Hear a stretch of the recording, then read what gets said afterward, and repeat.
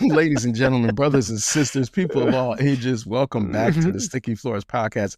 I am one of your hosts, CJ. I am joined by Mr. Will. Yo, tonight we are covering, this is like new for us, man. Like, yo. This is a first, actually. A black romantic comedy. I don't think we've ever, this is an untapped genre for us. Yeah, so you have to bear with us tonight, right? Because this is uncharted territory. We don't do these kind of movies normally, but this is a Mr. Will selection, so I got to put that out right away because I like violent stuff. He wants to understand the inner workings of the heart. So tonight we are covering Brown Sugar, and not the D'Angelo version. We're talking about with Taye Diggs and Sanaa Lathan. If this is your first time with the Sticky Floors Podcast, thank you for listening in. Hit that subscribe button so when our new drops drop, you can get them. We are also on Apple Podcasts, Spotify Podcasts. We're on YouTube. We do this every week. We talk about movies in theaters, out of theaters, on streaming, sometimes bootleg, whatever the case may be. We'll talk about it, man. As always, I'm joined by Mr. Will. And Mr. Will, first of all, what's going on with you, man? How you doing this evening? Man, I'm doing real well, man. I'm actually really excited to do this joint tonight, man. I know. You've been saying, CJ, come on, man. Let's explore the romance between people, man. Like, I'm like, nah. I know. No. But here we are. All right. So go ahead, man. Drop the summary on Brown Sugar on us so we can get into this, man. Yeah. Brown Sugar is a romantic comedy that follows the lifelong friendship between Sidney Shaw and Andre Ellis, played respectively by Sanaa Lathan and Taye Diggs. Two people bonded by their shared love of hip-hop since childhood. Mm-hmm. After a defining moment hearing the genre for the first time, their lives grow in parallel. Their lives grow in parallel as Sidney becomes a music critic and Andre rises as a recording executive. Despite their deep emotional connection, they remain just friends as adulthood complicates their paths. Their dynamic begins to shift when Andre unexpectedly announces his engagement, forcing both to reevaluate their feelings. As Andre prepares for marriage, he becomes increasingly disillusioned with the commercial direction of the music industry. Simultaneously, Sidney struggles to suppress her true feelings and emotions while watching him move forward with someone else. Their unresolved feelings come to the surface, challenging their understanding of love, friendship, and timing. There it is, man. There it is. That's once again a super summary from Mr. Will, man. Just in terms of a couple details, so as Mr. Will said, movie stars Sanaa Lathan, Taye Diggs, Boris Kojoe, Nicole Ari Parker, Mos Def, who's great in this, and Queen Latifah. Yes. Written and directed by Rick Famuyiwa. Hopefully I didn't mess up that. Who also made The Wood, which is another kind of really good little black romantic comedy drama, and also directed some episodes of The Mandalorian. So I think he did some very eclectic. Season 3, he did some of those. Movie was released in 2002, made for $8 million, made $24 million, so it did pretty good at the box office. And this movie is available on BET all day, every day. You can see this thing. Look, as we're doing the show, if you've never seen Brown Sugar, you could stop this right now, go and probably watch it. Because it's probably on BET. I think I've seen it like 100 times on BET, and I always look for one particular scene, which I'll get to in a second. But it's on there, so you don't have to pay to see it if you don't want to, as long as you got cable. If not, then it's $3.99 on Amazon Prime. Then you got if you cut the cord, then you're gonna pay $3.99. So that's where that is. Mr. Will, like you in your summary, you talked about Dre's dissatisfaction with the changing trends of hip hop. And, this movie is one that I think is trying to tell two stories. One is about, of course, the romance between Sidney and Dre. And the other one is the story of like where hip hop was going. And, ladies and gentlemen, for those of you who may not know, Mr. Will is in our crew, our resident hip hop scholar. And, it's not exaggeration to say that he's internationally known, locally, nationally recognized and locally accepted for his knowledge and expertise in hip hop. So I just want to ask, like, what did you think about the way the movie tries to send this message of hip hop becoming more commercial and the idea of having to restore back to the old hip hop version days? So this movie, like CJ said, is working on a multitude of levels. Now the execution is sometimes a little awkward. We're going to specifically in this 2 minutes talk about the music aspect. One, I love that these two individuals are supposedly witnessing the early steps of hip hop in the park, because hip hop started, with block parties, being that Black people didn't have access to these type of spaces in order to have a more formal party, like a catering hall or whatever have you. They were low means in the Bronx at that particular time. So you're talking about 77 all the way to about 83. Where it loses me is that the fact that these two in the movie, if you follow the timeline, they're roughly in their late 20s, early 30s. So they wouldn't have been able to be those kids that I'm letting out to go watch. And we're from roughly around the same age group, CJ and I, Yeah, to good let them to point. witness Yeah. that. How about Not that? not by yourself, not in that area. So for them for Sydney to be talking about, she saw Dana Dane, Slick Rick, aka Ricky D, and of course the master of the beatbox, Dougie Fresh, do their thing. So authenticity and credibility are major tent poles in hip hop. And there is a great distinction between hip hop and rap, which to this date, people are arguing back and forth. But for those that know, it's kind of like the argument of, what pornography is. You may not be able to describe it or articulate it, but you know what it is when you see it. Yeah, you know when you see it. Yeah. So that's kind of like what it is, just on that surface level. Then when you fast forward to their rise in hip hop, if you will, Sydney goes all the way out to California, which is really interesting. But I think that's more of a directorial, creative licensing, because this is also the same director that directed The Wood, which takes place out in California. Yep. So he has roots there. So I get it. At the same time, we know that hip hop, the Mecca, New York, is where it was birthed, specifically in the Bronx, more particularly the South Bronx, with Caribbean roots, because the DJs at that time have either Jamaican roots or somewhere in the Virgin Islands, et cetera, et cetera. Simultaneously, if they're coming up during that era of late 90s, early 2000s, the movie comes out in 2002, now you're talking about a host of songs that come out that are entitled hip hop, that aren't on the soundtrack, that aren't featured in the movie, that deal with the elements of hip hop and why hip hop is different than rap. I found that very peculiar, because Mos Def had a song in 1999 entitled Hip Hop on his album Black on Both Sides that's not on the soundtrack or not in the movie. Right. How Yet about he's that? a major character in that. And he expresses in his song a children's story on the Black Star album that talks about this exact premise of a guy in a shiny suit, which was an allusion to Sean Combs. Yeah, Mace. And him wearing the shiny suit and More making the Money, More remix. Problems joint. Yeah. So at that same time, you don't see any illusion of that, but yet Taye Diggs is supposed to be a poor man's version of Sean Combs. Yeah. At the same time, Sydney is being a critic on a critically acclaimed hip hop rap magazine, which is also ironic, because the true album that people would talk about is The Source, not Double XL, where you were giving ratings of mics for albums, and people now present day are revisiting those. So you have Mobb Deep's The Infamous now getting 5 mics instead of 4.5. You have excuse me, a host of other albums that were shortchanged, like Aquemini by Outkast, now getting the full recognition of being a classic, defining what a classic is. And then you also have Angie Martinez, shout out to Angie, who's on Hot 97 at the time. But then that was supposed to be the quote unquote source of where hip hop lives. That was what they were promoting at the time. I remember that. Yeah. I remember that. And that's the same building, mind you, that all the infamous shootouts, controversies, whether it be CNN, Capone and Noriega and Foxy Brown versus Little Kim and Junior Mafia, or 50 and G Unit versus The Game and the Game Over, whole thing about that.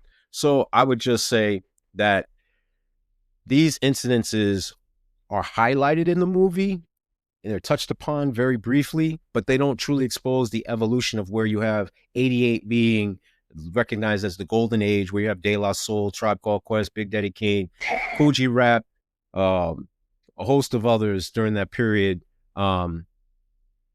And they don't talk about that too much. Yeah, they have Cool G Yeah. rap in the beginning, giving the introduction, but they don't even play the Roots joint that dropped where it was with hip hop, with Black Thought and Common on that same joint. But Yeah. yet, of course, as predictability as it is, they have I Used to Love Her by Common on that joint. Yeah. Which is like that major metaphor kind of song. Yeah. And I was thinking about the Roots, you know, like the Never Do video. Yeah. Was like such a critique of the What not to changing do. trend in hip hop and everything, like the bottles and everybody waving the bottles around and running from what. Like it was a really, really clever video at that time, man. So yeah, I mean, I've always liked that they tried to incorporate that in there. Obviously what you explained was incredibly in depth for it. Maybe there needs to be a Sticky Floors like a music podcast just based on that alone. And then it's like, I know this is a weird thing for me, but the Hip Hop Dalmatians, they always reminded me of like the Yin Yang Twins. For some reason, like they always reminded me of that. Like I remember, I do like, and I think like we have a bias, obviously, because of where we're from. Like we're from New Jersey, we're from the Northeast, very close to New York City, very close to, so like you said, like the epicenter where hip hop was growing. And sometimes it's like, we look at it like, the rest of that stuff ain't even the real, that ain't even the real stuff. You know what I mean? And that's not fair and that's not right, but you know, that's our bias, right? And it's like, I look at it and the Hip Hop Dalmatians thing, I did see that really happen. Yeah. Like I did see that really happen in music. I did really see this idea that if we just take two guys who are willing to say anything and we put a dope beat behind it and the proper visuals, we can sell a lot of records. And there was a lot of people that they could do that with. So that idea of like this thing that you love being corrupted is a good, like the hip hop stands in that place, but it's also, of course, the metaphor for the relationship between Sydney and Dre, because they have this love that's also at risk of being corrupted because, like, you know, God forbid they move on and meet other people and so on and so forth. Oh man, that's a brilliant segue, man. Credit to CJ on that. This is always why it's an issue with me as to whether or not males and females, girls and boys, men and women can have true relationships without there being some type of sexual tension, if you will, or like interest, lust, whatever you want to call it, that thing where it shifts from being solely platonic to should they, could they, will they. Yeah. For me, the movie deals with that uncertainty. And I think that's really what it is for me, not necessarily getting bogged down by the relationship of these two being romantic and then eventually sleeping together and acting upon that, but more so of, man, just be decisive. Whatever it is you're going to do, commit to that, embrace it, you know, and if you're not going to, then commit to that and embrace it. But this wishy-washy, you know, polluting the stream of you know, having doubt sewed into everything you do, it permeates their entire interactions with one another and the people that they've brought along with them. You know, Kobe does his best to try and woo her, you know, from the offset. I mean, you know, from the beginning, he has his agent say, hey, I only want to deal with her. That's because he saw something he liked. It's the visuals. And then he wanted to explore if there was something more substantial to that. And he even says to her, being direct, he takes her out and he says, hey, you know, look, eventually, I don't know when, but the goal is, yes, I want to sleep with you. And I'm being very upfront with you about my intentions. At the back end, though, Dre calls her up and he says, and I think this is the crux of the movie. He calls her up and he says, which is totally uncouth and abnormal. It's wild. Are you going to sleep with them? Yo, did you see him cook for you? I cooked for you. He sounds like a hater. Yo, he's running game on you. Dre is hating. Dre is like, Dre is blocking, man. Dre is not he's not being a great friend. He's also violating the man code. Like you don't try to step on another man's man's movement. You know, well, they always say his movement. They always say the fridge is trying to protect the snacks, you know, so I just look at it like, I like that. I just look at it like, what are you doing? Right? What is your true intention? If you wanted to be with her, you had your opportunity. You didn't have to sabotage Kelby's dealings or interactions in order to do that. You could just say, look, Yeah. I care about you. I want to be with you. I've had this on my mind, et cetera, and let her decide. Give her the respect to decide for herself. And if she is unable to make a decision, she made the decision for you Yeah. because you want her to like you for you. Yeah. The thing is with movies, like, so, and it's not just in movies. I mean, what initially kind of jumps to me, and it's way off from this, is like, you remember like television shows like Who's the Boss? You know what I mean? Like, you know, there was always like the, you know, are Tony and Angela going to get together, right? And so many shows that we grew up watching, and you see it on television shows even to this day. Moonlighting comes to mind with Bruce Willis and Sybil Shepherd. Absolutely. The thing is, the question is, can these two people who are friends or colleagues or something like that, who obviously have chemistry, can they be in a relationship, right? And usually, interestingly enough, most of those shows, once you get to the point where the two people get together, it's actually the end of the show. Because, and this is, I think it's very interesting that it happens, because I think that one of the great falsehoods of relationships is that the best person for you to be with is your friend. And I think that's why most shows and movies never really show you what happens after that point. Because, you know, like, all friendships are based on, you know, shared interests, right? Like, you like the same things, you kind of think the same ways, whatever. Two men, two women, whatever. It's going to be that. That's what it is. But with men and women, I think it gets a little bit different, because when you have two people who kind of have the same kind of thoughts about things and they have these similarities, that also then becomes the foundation of chemistry. And chemistry is the foundation of compatibility, or at least the idea of compatibility. And I think the movie, I have questions about how much they're actually compatible to begin with. But I also think that the idea that the best person for you to be with is your friend, that works on television. I don't know if that works in real life. You know what I mean? I just don't. Wow. I'm just not really a believer in that. And that's not like, you know, I'm trying to be like a hater on romance. I just think that, like, you know, how the type of person you want to be with. And I think both men and women sense that, you know, like, and that's, you know, like, like, we always talk about how, you know, there's some guys who are like slow walking women, you know, like, they're pretending to be friends, but really they want to be something more than that, right? And so they're like Dre, calling you up in the middle of the night. What'd he do? He hurt you again? Like, those type of dudes, right? And then there's also, meanwhile, he's got his wife in the room who's angry with him, and he's not trying to make up with her, right? And when she walks in, all right, so he's like, he's dirty macking like that, right? And at the same time, it's like, there's also this thing about people being in the friend zone, and like, the friend zone is not a bad place. Like, being a friend to someone is valuable. That's a first. I've never heard that. Being in the friend zone is not a bad thing. It's not. It's only a bad place if you want to be something different. But if you actually want to be a friend, that's a good look. Like, if Dre was really Sydney's friend, maybe Sydney would be with Kelby.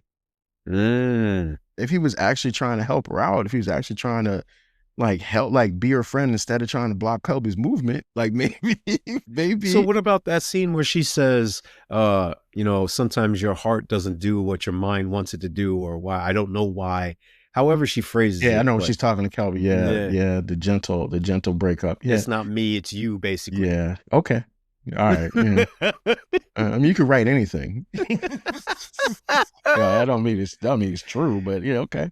All right. I mean, yeah, you know, I get it. Like, look, I remember watching this movie in the movie theaters in 2002 and being like, yo, that makes sense. Nah, that don't fly no more, man. Like, I'm too old and I've seen too much.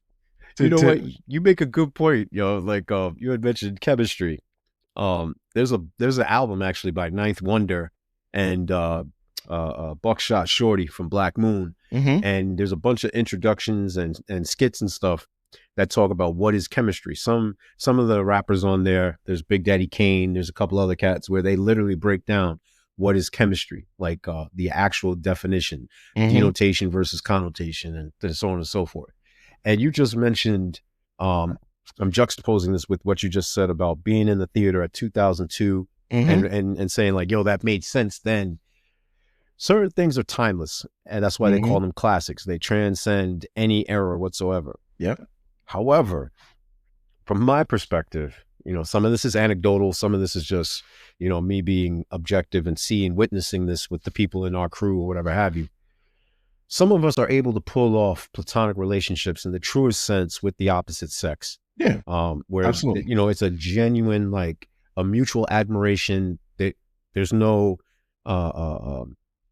sexual tension. There's no, Hmm. fantasizing of this person in that way. Some of us, however, are not as good as those. And I'll be the first one to admit, I don't know. I'm still trying to formulate this. I've been battling with this all my life, basically. I don't know if males and females can be friends without there being some Mm, tension because of what you talked about the mutual attraction. You have certain things in common. yeah, You aspire to do certain things with this person, and that person is comfortable with you in yep, a way that's distinct yep. from everyone else. And thus, that person ends up being your best friend. And then in turn, you should be with that person because you have all of this commonality and such. Yeah. Um, It's a question. It's a very interesting question because it's like you either buy commonality plus chemistry equals compatibility. Maybe yeah, it does, maybe it doesn't. I'm saying no, so I would draw the equal sign with the slash through it. yeah, You know, you would draw the equal sign. It's cool, like whatever, and I get it because like these so many movies are made like this, so many television shows are made like this, so it works in the thing. And there's also like some structural things that have to be in place for that to work. And that's I know we're about to get into that yeah. in the cake and the hate. So that's the segue to that. So let's jump into it because I know we're gonna Yeah. revisit some of those ideas. So you want to go first on your cake, man? Because I know you got a couple joints. Yeah, I got a few things. And actually, I'm going to expand upon one. CJ and I were talking about in the pre-production meeting about Harry Met Sally, Mm-hmm. and that got me thinking. A lot of males are taught, this is what it means to be a husband. This is how you court a woman. You don't hit girls. You hold open doors. Like chivalry is forced down our throats since we come out the womb. Whereas I've noticed there isn't the same impetus, if you will, for what it means to be a wife. Sure, a bride, they have the party, et cetera, et cetera. They have the engagement ring. Everything is built up to everything surrounding it, but the actual day-to-day, the monotony and things like that. This movie, though, talks about these two characters who seem to have everything in common, where for me, I love their camaraderie, and I think that they ride off into the sunset, Mm-hmm. and they actually do have that equal backing of what it means to complement each other, what it Mm-hmm. means. They live in the same neighborhood, they have the same upbringing, they have the same likes and dislikes. So, like for me, it's almost like Sydney was raised to be the wife of Dre. At least that's the sentiment that comes across to me, and so I like their Interesting. chemistry Okay. about that. I Okay. also like the fact that here we have Yasin Bey, Mos Def, and I would argue that he is the greatest of all time hip hop rapper, MC, to slash actor. Better than Will Smith, better than T.I., better than 50, you name it. And I think this movie showcases his versatility because at that same time, he was in a couple of movies that showed how he could be quirky, he could be serious, he could be Mm-hmm. theatrical. The only thing I haven't seen him do is be in a all out action movie, and I think he doesn't even need to do that because he's displayed in a wide array of genres like his acting prowessness. So I love him in this movie. Yeah, Would have most is liked to see talented. Yeah, No I would doubt. have loved to have seen him have more of his stuff on the album, even though there is a Black Star song, Raw, and there is a solo joint by him on there. I would have liked to have seen different songs on there, but I definitely liked him being showcased. And then, last but not least, with respect to the show and the things that I liked about this movie, I definitely like the sense of hip hop being introduced to it. Like this is, like CJ mentioned, like this is a passion of mine. I definitely No like doubt. that. Yeah, you can tell This is that. a Yeah, I definitely like that. This is a movie that's based upon it. We opened Sticky Floors with a myriad of romantic comedies and stuff. So doing this movie is the first and hopefully of many more for us to give a balanced side of what it means to be black or that so-called stereotypical title of black love or whatever it is you want to call it, almost like neo soul. These are terms that I really hate and deplore, because neo soul was really a term that was coined by the music industry for artists who didn't really sell past get up to platinum. They may have sold gold as the most, but I digress. But I definitely like the fact that this movie was about hip hop and the shared love of it. No doubt, no doubt. I got very similar things to you. I agree with Mos Def. I really like Mos Def in this. I think Mos Def kind of steals a lot of the scenes that he's in, and I don't know who cast him, but it was an excellent casting, and he does like so much with not really a whole bunch of space. Like at first, he seems a little bit sort of truculent and off-putting, and then he warms up, and then he becomes like, you know, his whole pursuit of Queen Latifah's character becomes his own comedic thing. He just shows a lot of range in this. So I really liked him. I'm going to branch off real quick into my Sanaa Lathan appreciation post. So, here's the thing, man. So I remember we talked about Sanaa Lathan when we did Blade, and I think that was like around episode 70 or something like that.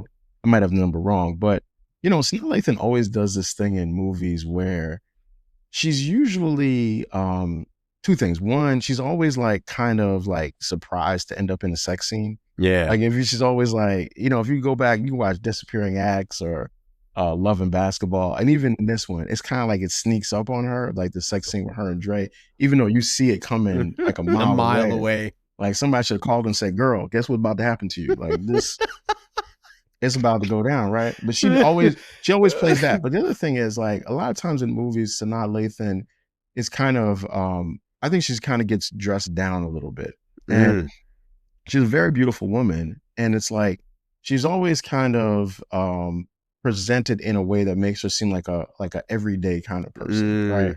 That's intentional. It is intentional. But with this movie, though, in the beginning, she's like that. But as she starts to date Kelby, you notice that her style starts to change along with it. So more sophisticated. She starts to become stylistically like a woman that you would see dating an NBA basketball player, right?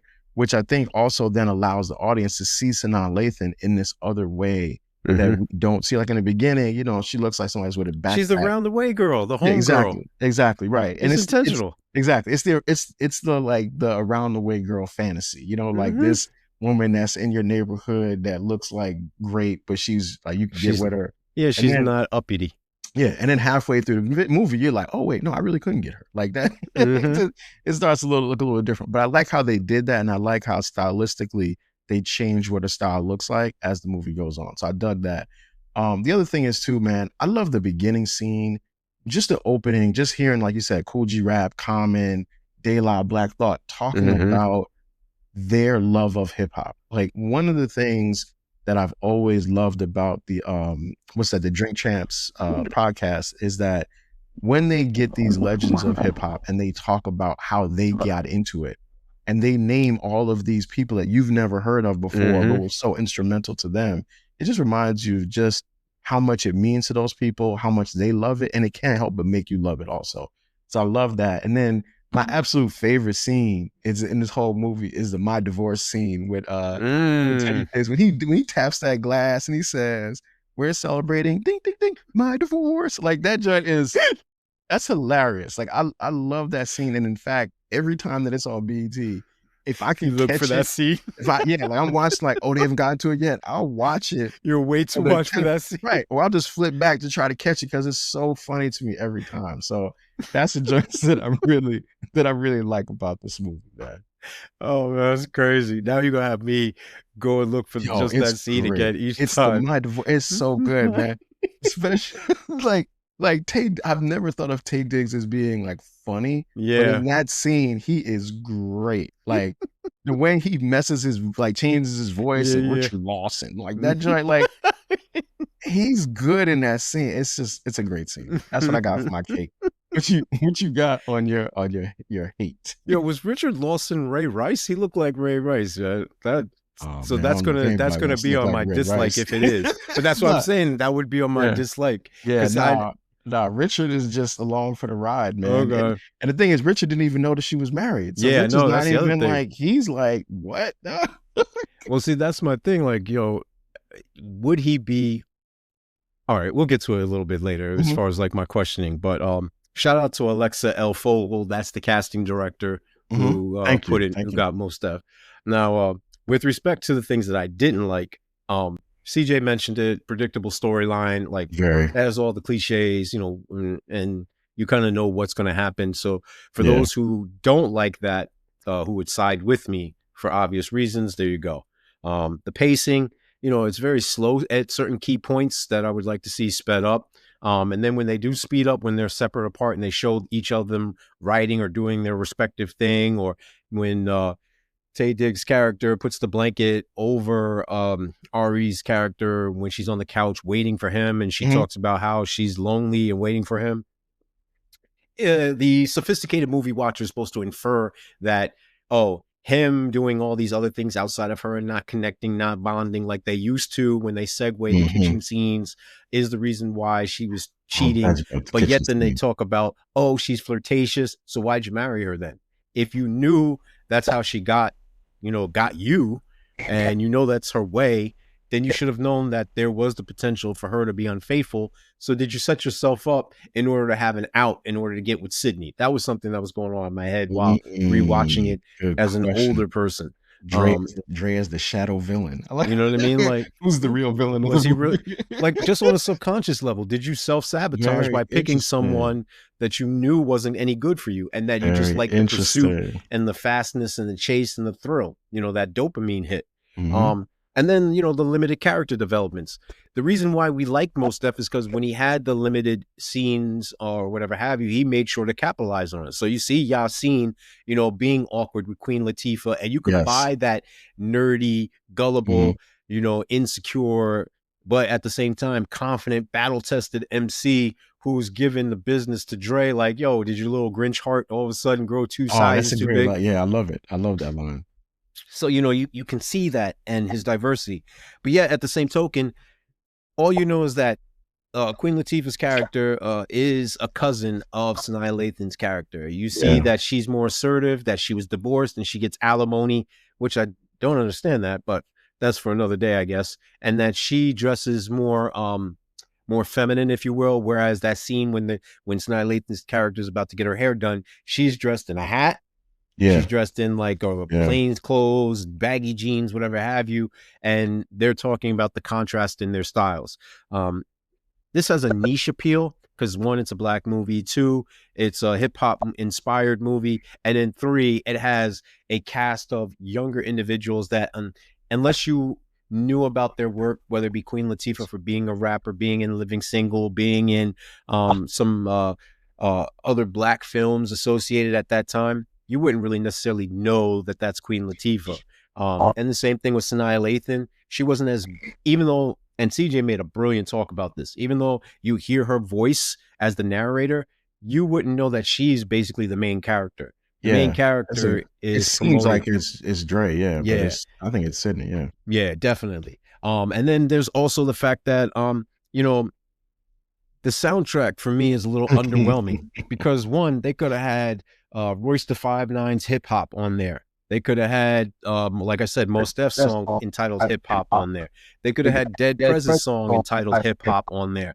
These are all songs that came out either in 98 all the way to 2002 that were about hip hop music Hmm. that could have been in there. They could have had Black Star in there. They made a reference to Raucous Records. Most people don't know that Raucous Records started off by a couple of guys, white guys at that, who were looking for an alternative backpack sound Hmm. and not necessarily on that edge. And then they were bought out by Rupert Murdoch, who is the father of one of the co-founders. And then it corrupted it. And that's why you have LP and Company Flow dissing them and talking about shady practices. This is why you had the Lyricist Lounge parts 1 and 2. This is Yep, why you I had remember sound those. bombing one and Yep. two, because of that whole movement of individuals literally battling in the village at that time. None of that is in there. Yeah. These are the elements that they're talking about inspired the movie, that inspired the love of hip hop shared by Dre and by Sydney. But yet you don't see any resemblance of this. What you do get is, like CJ mentioned, the Dalmatians, which could be,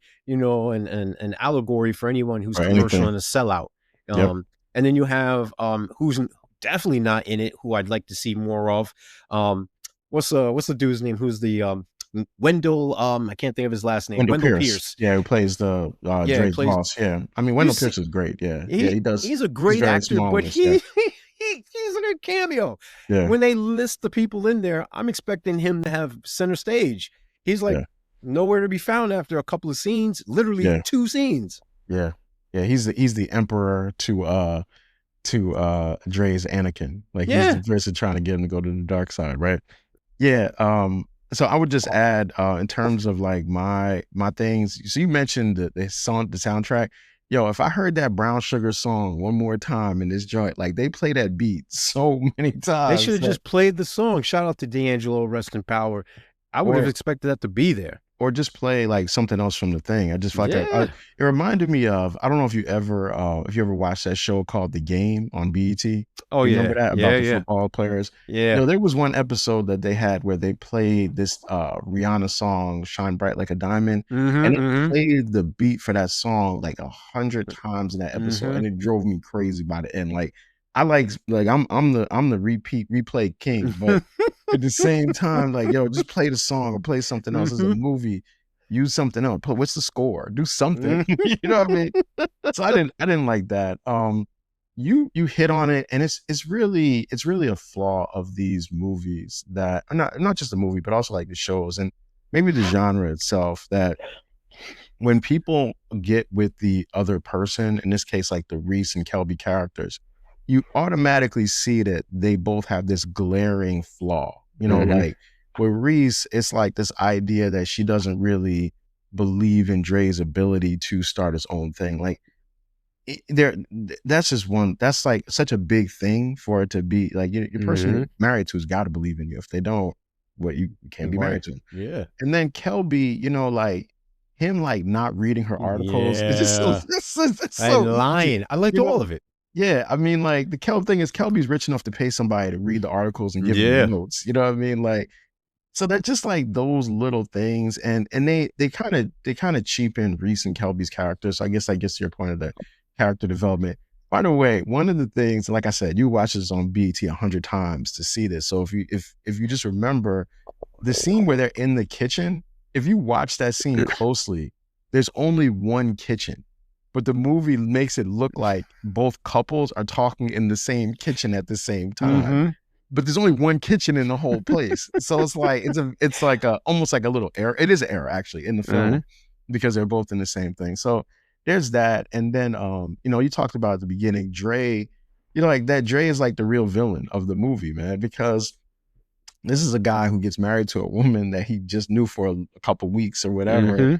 Which is a really, really bad decision, at least for me. But I'm like, you know, does not equal romance. I'm like, I'm owning that for myself. And then it's like he just blocks Kelby the whole time. So like, really, he's kind of blocking Sanaa's come up. And then at the end of the film, it's like, okay, he quits his job like on the dime of a hat. He has no dough. He has no backup plan, and he's married. Like you can't do that when you're married. You can't just be like, yo, I can't stand these dudes no more. I quit. Like, dog, no, we got bills. Like, it's not you by yourself. So like, oh, that's a great point, CJ. So Dre is doing a lot of things that create disruption. And you know, if Sydney was like my cousin or my friend or my sister or my daughter, especially, I would be like, yo, I don't know if you should deal with this dude because he's kind of unstable. Maybe let's see how this cabbie thing works out. Maybe like that works out. You know what I mean? And then he gets like, he's kind of like a little bit more balanced because right now he's just doing anything. And I really think like his character is kind of more like, if I can't be with Sydney, nobody can. More so than I want to be with Sydney more than anyone else. Man, so that's my joints and the things I didn't like. Man, you touched upon a lot of things that are really dope, man. Thank really you. Dope. Thank that you, last man. part, yeah. Yeah, I'm doing my best because you're outpacing me on the hip hop joint. Your Q score on the hip hop conversation is blowing past mine, so I gotta dig into the relationship stuff. All right, so look, let me get to the questions, man, because I got 3 for you. Shoot. And of course, you know I always start with the main joint, man. Yo, so do Dre and Sydney stay together, man? Yeah, they have to. Everything is so public. No. Oh, that's everything is just from that standpoint. Everything is so public. Yeah, you know what I mean. Yeah. she was engaged to an NBA player who played for, at that Yeah. time, the New Jersey Nets. Yeah. And Yeah. their romance is a whirlwind romance because he gets interviewed by her about him wanting to be a rapper. And he Yeah. even goes to Mos Def's character, to Yasin Bey's character, and says, Yeah. hey, maybe you could be my coach. Right. So just from that aspect alone, everyone I knows got about marriage on them. my menu. Yeah, and Yeah. she's at High 97 and she's professing her It's a good love point. for Dre, and he runs up there on the. Yeah. But this is also, and this is probably a dislike of mine too, so just give me a second. This is also a thing that I have a problem with about these movies, because males have been brainwashed into thinking that everything, and females too, I might say, I call it the Disney princess syndrome, but we've been conditioned to believe that everything will work out in the end, that you can run up Mhm. and serenade or whatever have you. And I'm a romantic, like I'm a romantic. I believe in my CJ's question right now is, will they have a happily ever after? And I truly believe they will, but I'm still cynical to be on it. Like, yo, you can't always get the girl. You can't pull out the John Cusack boombox joint and play the love song at the window at the end. No, somebody's High pops. fidelity. Yeah. Yeah, somebody's Great pops is movie, going to be by the way. like, turn that off, Mhm. or I'm going to call it, or I'm going to beat you up, or whatever have you. No, or sometimes the girl is like, nah, I like dude over here. I don't like you like that. You are in Yeah. the friend zone, and you're in the friend zone for a reason. It doesn't always work out that way. But yet they had this publicized love confessional, and just from that, just so they can save face, it's going to force them to stay together. And Stay their together. professions. She's a editor at Double XL, and he's a music mogul, or well, in pursuing In training. in training. Yeah. Yeah. Maybe if it works out. If Cabby sells. Yeah. If Cabby sells, and I don't know. Maybe Yeah. Hey. maybe it won't. But And yeah. his artist is trying to get with her cousin. So Yeah. like it's going to get too messy. They got to stay together. There it is. All right. And look, that's actually a good transition to my next question. So, if there were a sequel to this movie, right? And I know these movies never get sequels, No, but if there never. was, what would a storyline look like? Or what do you think would be like, what comes after this? Oh, easy. The come up now is their rise to fame. And I would think that the evil version is the joint that was on Fox with Cookie and what you call it? Empire. That's the bad version. Oh, so you think they become Empire? Yeah, you know what I mean? That's the bad where it just goes nasty. You know what I mean? That is funny. Okay. But if it stays on the lovey dovey, whatever, then you get things like love and hip hop, but the more censored romantic style. You don't get something controversial. You get they go to counseling and they try to talk through their issues, and they raise they raise the next generation of potential moguls and stuff like that. There it is. Okay, so it's either Empire or Jay-Z and Beyonce, basically. Hey, yeah, it's gonna be one way or the other. Okay, got you. All right, the Carters or Empire. Got it. Mm-hmm. Yeah. All right. So this one is a little bit. This has got a couple layers to it. So okay. All right. So let's say you were to modern day recast Brown Sugar, right? Ooh. Okay, so modern day recasting. Who are you casting in the roles of Sydney, Dre, Reese, Kelby, and Kavi? Ooh. Okay. So for Sydney, now you got Sanaa Lathan. So it's not gonna be Sanaa Lathan now. It's gotta be a younger version. 2026. So who are you putting in that slot? You know who seems to be pretty hot right now, and forgive me if I can't remember the young lady's name, but she was on Power, and she was the one. She played Lauren. Okay. DMX's goddaughter. Okay. God bless DMX. Yeah. So I would have her as the Sydney character. Okay. This might sound crazy because he's almost 40, but I would have Michael B. Jordan. As the Dre character. As the Dre character. You can put him in everything now. Yeah. He's and that's why I'm doing it, because he's my Swiss Army knife, man. Yeah, he's hot now. Yeah. Okay. And then for now as far for Reese and Kelby. Yeah. Now this is gonna sound crazy, but the dude who's playing right now in the it's either two guys, and it's a toss up. I'm doing this because of availability.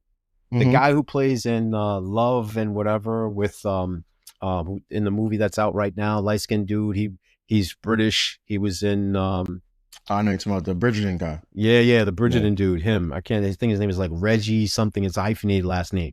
Yeah. So you got Lauren Baldwin is the Yeah. character from Power. All right. So you Yeah. got her, and then I'm Yeah. looking up the other dude's name. So go ahead. Yeah, and then and if he's not available, then I'm going with what's the dude's name? Light skinned guy. Damn, man. I know. Yeah. I'm sorry we gotta play this game, but I can't Yeah. remember. I can't remember. The Whenever you start like talking about somebody, and you're like, "Yo, the light skinned dude." That's like 700 million people. But okay, He's got green eyes. He's supposed to play Green Lantern. He's dating what's her face? Dog, yeah, you're making me work too much here. All right, so the last dude was Regé Jean Page. Yes, like that's the last guy right now. Yeah. Let's just keep him. Let's just keep him. Okay. All right, but so either way, I'm looking for a certain build. That's what I'm saying. I got you. Because the ladies or whatever swooning, whatever. As far as Aries, the modern version. Yeah, for Reese. So, man, this is gonna be tough because I have a couple. No. I have a couple of people in mind. But they would need acting lessons or whatever have you. Give me your best. Give me your best. So I'm gonna skip all that and I'm gonna see if she's available. I'm gonna go with Beyonce.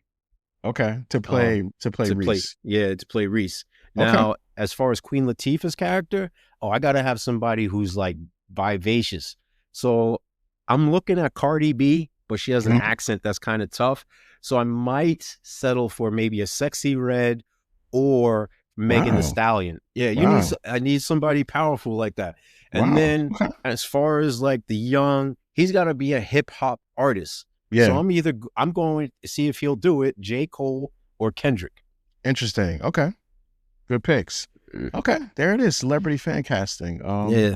There it is. All right. That's my questions, man. What you got for me? All right. My first question for you, sir, is I need you to list your top 5, either favorite or, your commercial list, if you will, whatever have you, the acceptable list that everybody has 2 lists. Yeah. Because the public one gets you. Yeah.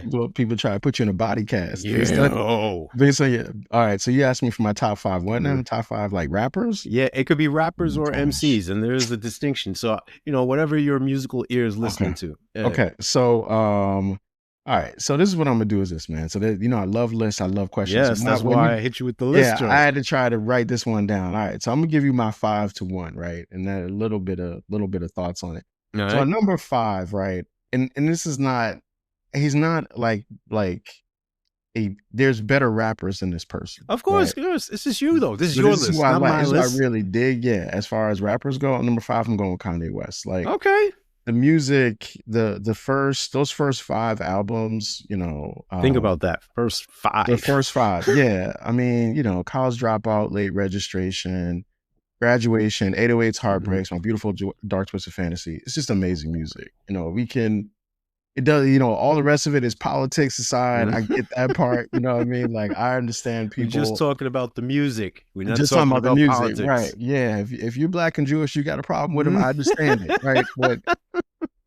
But can't tell me nothing. It still rocks. Like, so that's that. All right. Number 4, I'm old, you know what I mean? So I'm gonna always put I'm always gonna put B.I.G. in there. You know what I mean? Like, yo, that, I got a story to tell, and you're nobody till somebody kills you. I listen to that like if I gotta have like a really hard day, I listen to that. Like, to this day. So that's always gonna rock with me. Number 3, also showing my age. Yo, Big Daddy Kane, man. I can respect that. Yo, Kane. I mean, like, you can see Kane performing now, but you can see Kane like in performances now. He's just got a timeless talent. Like his wordplay, his skill set. Big Daddy Kane is amazing. Smooth Operator. Juice Crew. Yeah, man. I mean, long live the King, basically. So he's my number 3.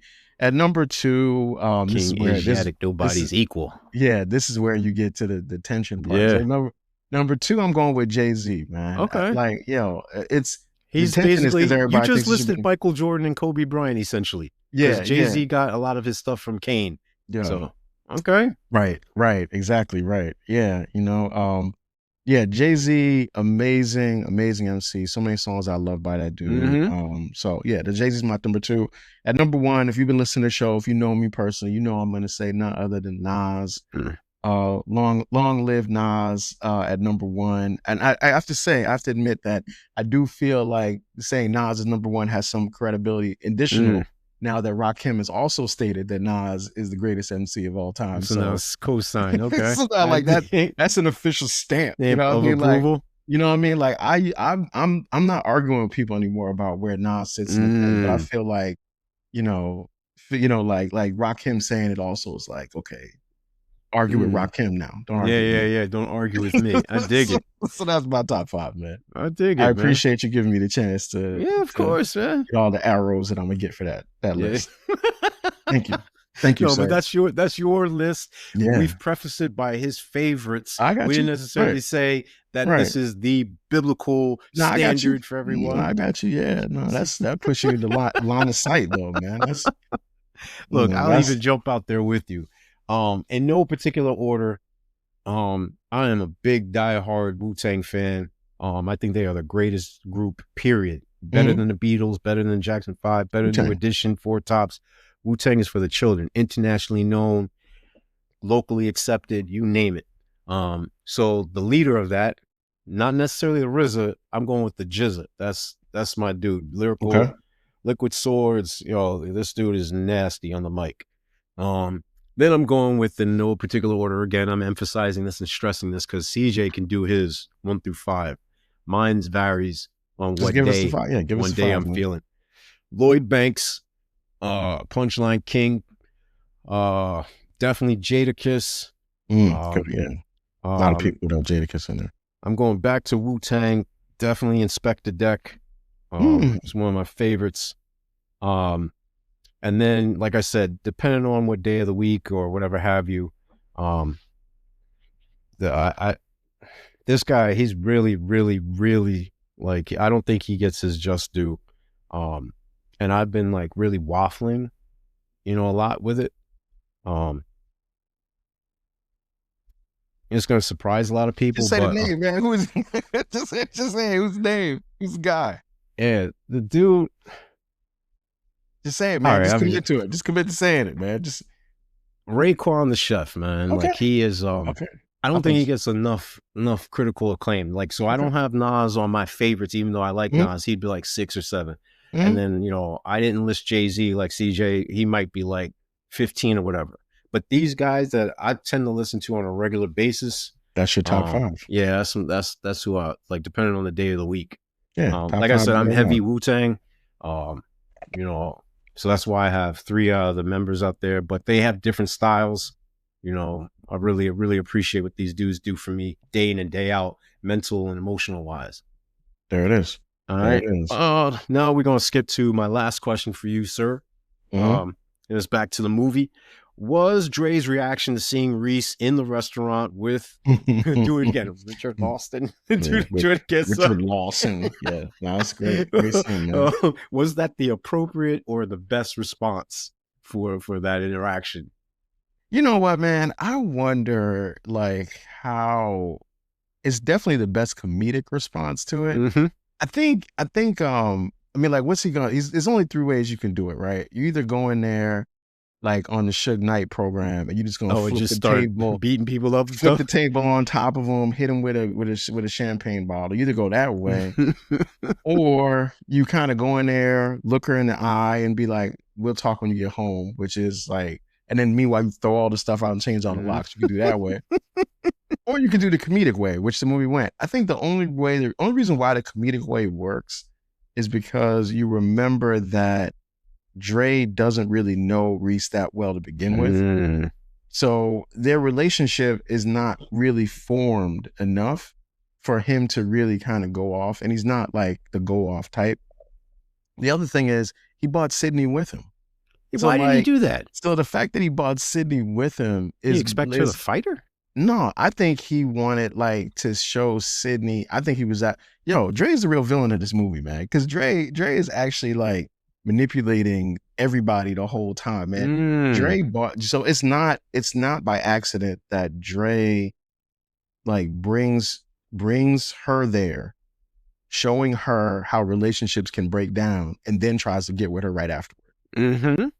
Like he's scheming the whole time, you know what I mean? So like I think like for him, he was like, oh, this is my chance to actually get with Sydney. Like Mm-hmm. he's playing 3-dimensional chess. Like he doesn't even work.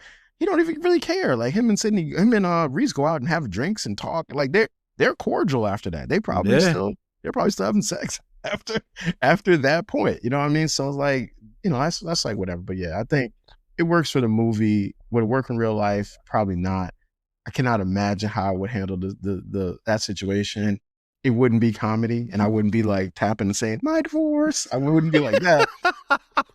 But that's where it is. Yeah, but the weird thing is that Richard says he doesn't know, but he still stays. He doesn't get up and leave. Yeah, well, I mean, And she slides over, but she yeah, don't leave. yeah. Well, she's still wearing that dress.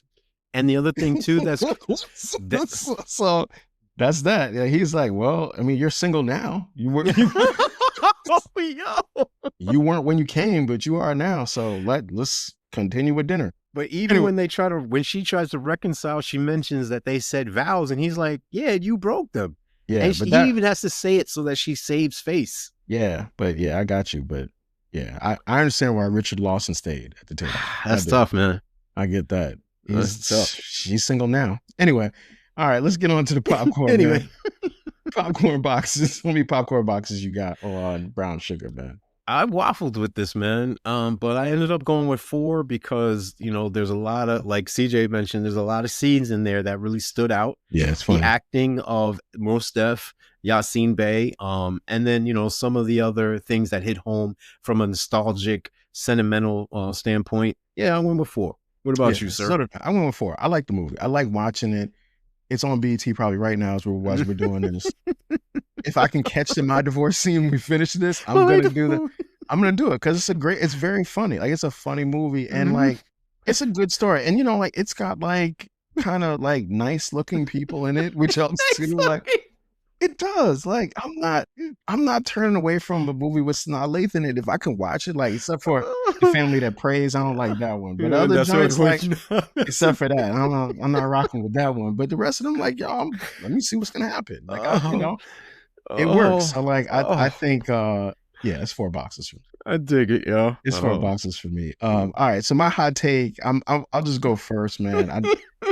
Yours, I really like yours. I want yours to breathe a little bit. So like for mine, I was watching this and I was thinking about, this movie seems like it's talking about like, okay, hip hop is going in this direction. And because it's going this direction, like we as the people who really love this thing have to fight to keep it to its essential things, right?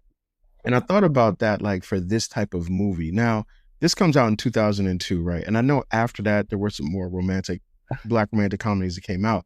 But in many ways, I think this is kind of like the end of that genre of films. Like, yeah, I know you get the Think Like a Man joints and that those are kind of in the same thing, but not necessarily in the same way that this is. Yeah. This idea of the Black romantic comedy is kind of gone after that. And even now to this day, we don't even have, there's not even movies like this that are made anymore. Like we're trying, like when you had to fan cast it, part of the reason why it's difficult is because it's not even something to pull from. There's not even a frame for this. I mean, last year, we talked a little bit about that movie Love Brooklyn, which is more like a drama, but it's still like a Black romantic drama. That whole genre of films is gone. Like we had, like Love Jones and we had Brown Sugar, we had The Best Man, we had those movies.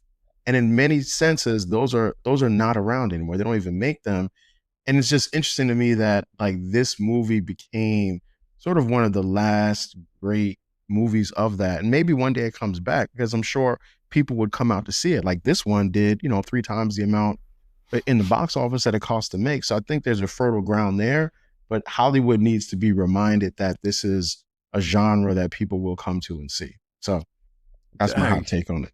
You know what? You're right too, because Think Like a Man is 2012. Mm-hmm. The Think Best Like a Man, Man too. Yeah. Best Man Holiday is 2013. Yeah. Um, Yeah. Which is a brutal drama. Like that's not, yeah, that's barely funny at all. That one, when his wife dies of cancer, that's like, yeah, that's what I'm saying. And that's I a can't, sad movie. Yeah. but you're right. I can't think of anything that's of this caliber with Yeah. this tone Yeah.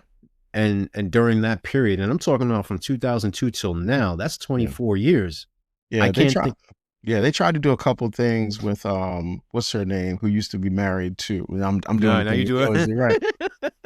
Yeah, with the lady who was on she was a stewardess, and she was with Jill Scott. Jill Scott was in it. Oh, And, like her, like that joint. So they tried to yeah. do those things a little bit, but like for this type of movie, this is probably one of the last best versions of those kinds of films. So, like I said, man, it was interesting because like they're talking about like it was the end of hip hop, but really, or like hip hop was in jeopardy, but I think this genre of films was in jeopardy.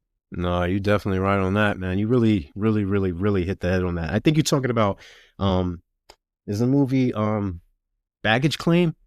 It might be something like that. Yeah, I know. Yeah, I can't remember, but I think that's it. But either way, you're right. You hit the nail on the head.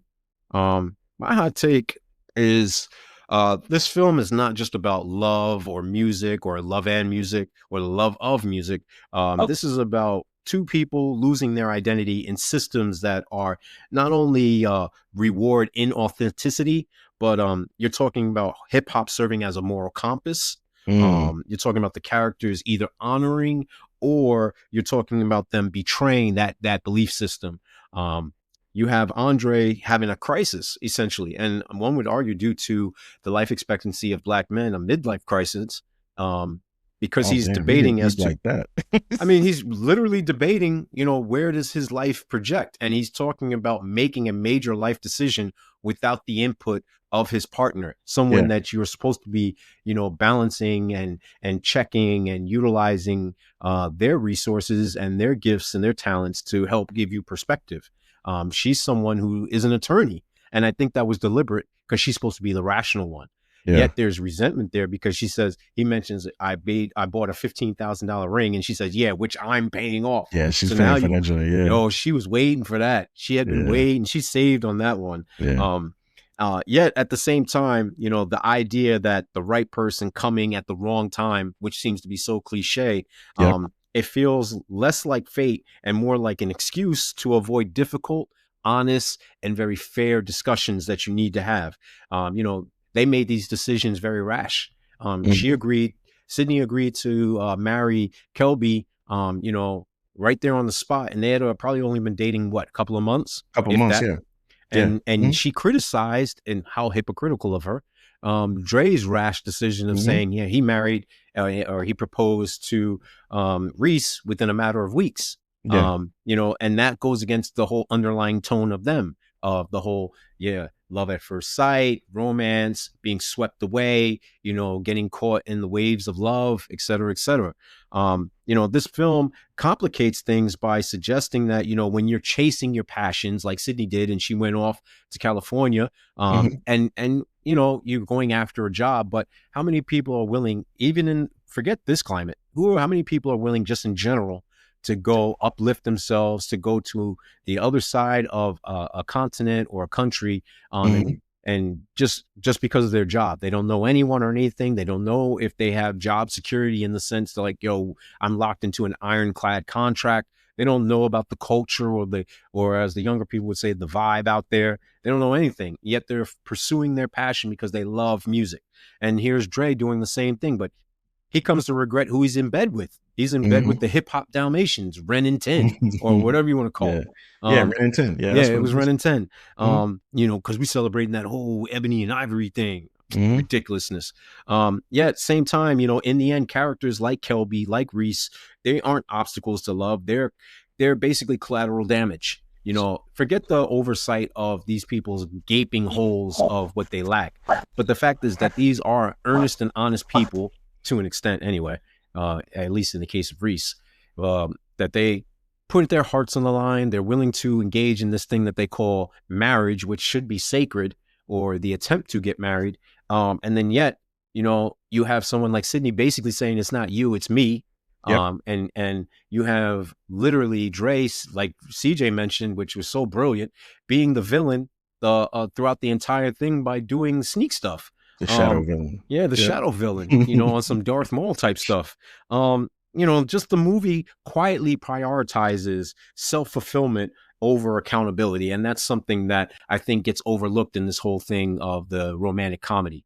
There it is. And you still gave it 4 boxes though after that. Because I Yeah. think it caused me to look into this a little bit Oh, I deeper got and you. I just on got the you. I surface respect level. that. Yeah, Yeah. yeah. I dig that. I dig that. Yeah. Yeah. I mean, like, yo, another thing, because you brought it up, I forgot about it. Like, Mm-hmm. yo, so Dre asked Reese to marry him with a wedding ring that he couldn't even afford to buy, that now she's Living got to beyond his pay for. means. Yo, Yeah. so you know the thing is, man, you could make a that dude is a villain, man. You know, he's a villain. Yo, they should remake the poster with him with the Darth Vader with the Emperor hood on, man. Dre is out here. Yo, the real who you think is the villain versus who the real you think Reese is the villain, but the real villain is Dre. You know, the other thing, man, it's funny about the movie. There's also a lot of really subtle like class distinction in this. Like you have Dre trying to like get to the class that Reese is on. You got Yeah. Sydney trying to get to the class that Kelby's on. You even have Cavi trying to get to the class that that Sydney's cousin Queen Latifah is on. Yeah. Like Yeah. everybody's trying to level up.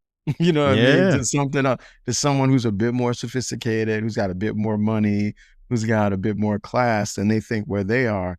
It's an interesting thing, man. Yo, class warfare in hip hop. Which That's is a the best. major theme too. Think about it. That's The interesting. haves and Yeah. the have-nots. Right, right. How about it? All right. Well, look, anyway, that's our breakdown of Brown Sugar. Hopefully you've enjoyed this. 'Cause I'm sure, first of all, I Yeah. don't know how many shows have actually broken down Brown Sugar, but I doubt that you've ever heard one that goes like the way that we did with it. So, once again, Sticky Floors Podcast available wherever you get your podcasts. We're on Apple Podcasts, Spotify Podcasts. We are on YouTube, but we want you to like, subscribe, and share. We will be back next week with Skyfall, not Brown Sugar. I don't even think there may be one black person in Skyfall. So that's what we're It's doing. Money Penny. That's what we did. Right. That's what, right. No brown sugar in Skyfall. So we'll be back next week. Check that out. We will see you next week. Peace.